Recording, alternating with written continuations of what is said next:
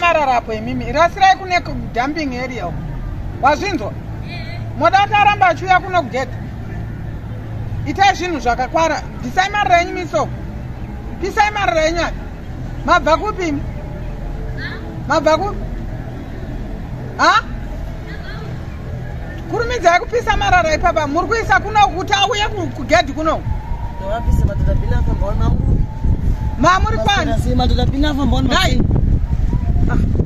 kurumidzai torai chekupisisa marara mupise ha kurumidza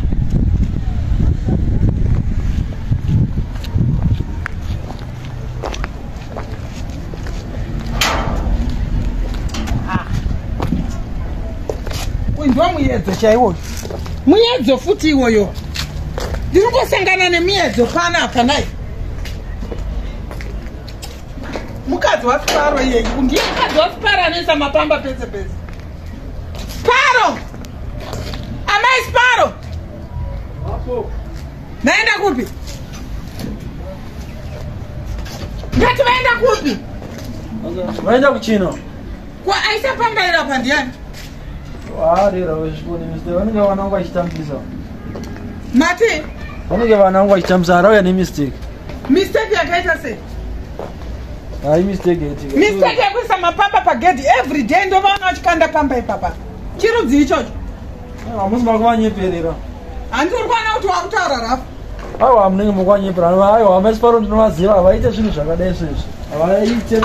ane mwana panapa ndiani ndiani ane mwana pana aiwa tisere tine vana pachaiva amaisiparo ndinoziva vari very clean mukadzi wangu vari clean haite zvinhu wasara kudya zvinhu mapamba uchariwana riri mupoto iyi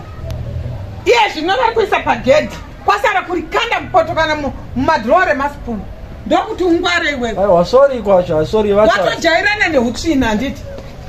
watojairana netsvina kurumidza nhonga pamba remukadzi wako nemaoko zii nhonga pamba iyi nhonga pamba iyi musada iwe kana muda zvokuramba mugere pano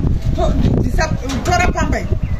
nemaoko mune mandiomesera iwe raiswa nemaoko mani raiswa nemaoko uri kuzvinzwa musadaro kurumidza nhonga pamba iyi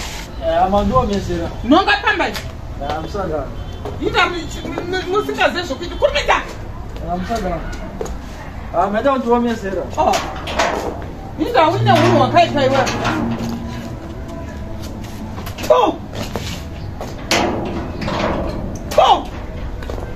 nonsense